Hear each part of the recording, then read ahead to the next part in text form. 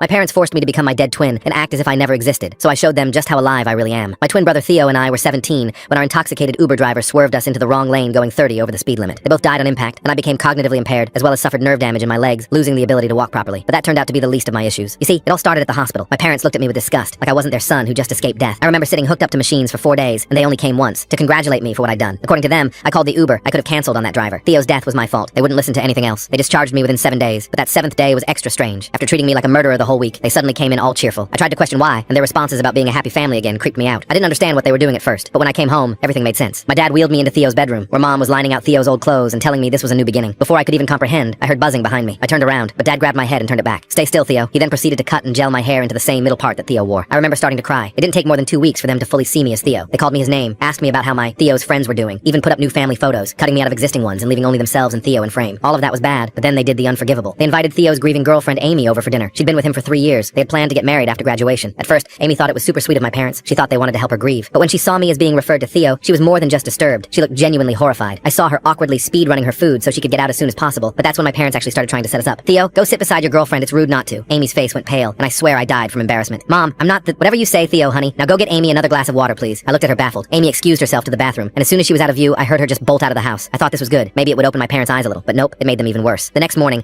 Dad pulled me out of my wheelchair by force. I remember falling to the floor as he yelled at me, "Theo doesn't have leg problems. If you weren't in this stupid wheelchair, Amy would have stayed last night." I couldn't believe it. He was blaming me for her leaving. Even worse, Mom soon found my hidden stash of painkillers, and she flushed them down the toilet, telling me that her Theo was never a substance addict. I cried so hard, I begged them to listen. I was grieving too, but they didn't. They left me alone on the floor, and then it happened. 10 minutes later, I heard, "Theo, honey, come downstairs. Breakfast is ready." That's what broke me. I officially gave up, and for the next few months, I was Theo. I wore his clothes, I answered to his name, I started drawing for fun like he used to. But then something happened. I got a message from Amy. She was asking if I was okay. She hadn't stopped thinking about that dinner in months, and said she couldn't help but feel I wasn't right. That awakened something. I responded and told her the truth, and very soon, she was asking me to meet up. We caught up at the park that night, and for the first time ever since it happened, I felt like myself. We talked about grief, about everything. She encouraged me to regain my identity again, to relearn guitar like I loved to. Before I knew it, I was dragging myself to the basement and found my old guitar. My hands were clumsy now, and my brain couldn't quite connect it, but it was something. On the 6-month anniversary, my parents left to inquire about legal name changes. Amy took the opportunity to come over, and we played guitar together and cried about the real Theo. But of course, things didn't go well. My parents came home early and found us together. But instead of being angry, Mom started gushing about how happy she was that Theo and Amy were back together, while Dad asked since when Theo played guitar. Something in me finally snapped. "I'm not Theo," I screamed. "I'm Eric." The fight that followed was explosive. My parents accused me of seducing my brother's girlfriend and being mentally ill, while Amy defended me. They kicked her out of the house by force and sent me up to my Theo's room. But for the first time, I didn't go. I locked myself in my room and didn't come out. My dad banged on the door demanding I go to Theo's room, but I refused. Unfortunately, things got worse that night. Much worse. My parents picked the bedroom lock and they went through my phone. They blocked Amy on everything and deleted her number. They then took my guitar and smashed it in the backyard. But that was just the start, because the next morning, I woke up to the ambulance outside our house. I hurried downstairs, and that's when I saw it. My mother had tried to take her own life. She was getting carried away on a stretcher, and the medics were saying she's gonna need a miracle to survive. My dad was sobbing, calling me Eric, hugging me, and begging me to tell him it's gonna be okay. Full story on channel, linked below.